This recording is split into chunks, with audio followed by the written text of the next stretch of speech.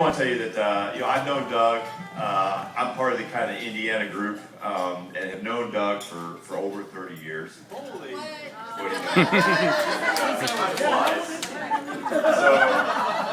I'm actually one of the few of you who knew Doug when he had hair. And he was a handsome boy then, but he looks a lot better now, I gotta say. So I will tell you, it's been my honor and privilege to know Doug for quite a long time, and really those early childhood friendships you form, they are great. And as I went through high school and college, Doug and I obviously took different paths in career and frankly in life as he moved out here. But by the time I was in college, we were in college, we kind of realized that we were probably pretty good, if not best friends forever. And honestly, Doug, really love the friendship we've had. And he and I have been all over the country. Many of you may know that Doug has been in, I believe, 49 of the 50 states. Wow.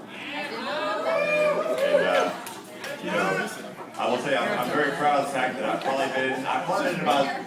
I've been about half those states with Doug, and normally driving well in excess of the speed limit, and on the way to a ski resort or something. And quite frankly, one thing I want to tell you all tonight is I plan to hit North Dakota, his last state, with Doug at some point in the future. So, no motorcycles. I'm from Indiana, so I'm safety free. But I'll tell you all that Doug really is, in my opinion, a special person, and he really came out here to California, met a lot of you all, and really started a career out here. And I tell you, he really worked for it, and going through Beloit College and getting his MFA in Athens, moving to Oakland. And at the time, I said, "You're squatting." He said, "No, I'm in some commune or something." That's Indiana versus California property rights. We'll take it offline. But the point is Doug really came out to California and really, in my opinion, built an amazing career here. And I'll tell you, Doug, there are a lot of people back in Indiana who are really proud of you. Every time I talk to some of the guys from high school or gals, or frankly, a lot of our family, they're always like, "What movie's Doug working on now?" And everyone's always like looking for the credit to see what Doug's on. And so there are a lot of people back home who are proud of you, Doug. But I'll tell you, you can't necessarily.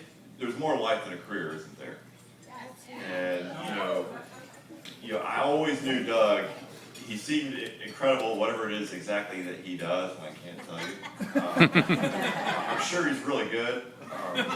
Mark just told me tonight that he's great at what he does, so fine, I'll take Mark's word for it back there. But the thing is I always knew Doug would be a great dad or a husband.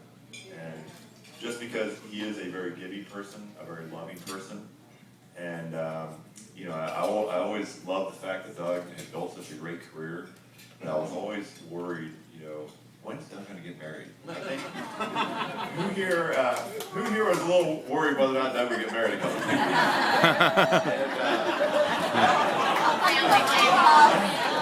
I'm pretty sure I'm hitting on thinking with Doug's friends and family. But that's why that's why it was so fun last year when all of a sudden Doug started talking about Gina, and really talked about Gina a lot, and then all of a sudden Gina shows up at Christmas, which was really I thought a really fun time. More importantly, Doug informed me he was going to Arizona to meet all the Casagrandes, which I was like, wow, this really is getting serious. So really delighted that obviously the rest is history. We're all standing here tonight. And I will tell you, Gina, you're really happy that you're in Doug's life. And I really think you seem to round him out and complete him. And I really look forward to the years and decades of happiness you all have in front of you. And, Doug, I love you, buddy. Both of you, I love the family you're going to create. And frankly, I love the idea that I'm going to spend a lot of time in the future with you, watching your family grow me in hosting Doug and Gina for many years.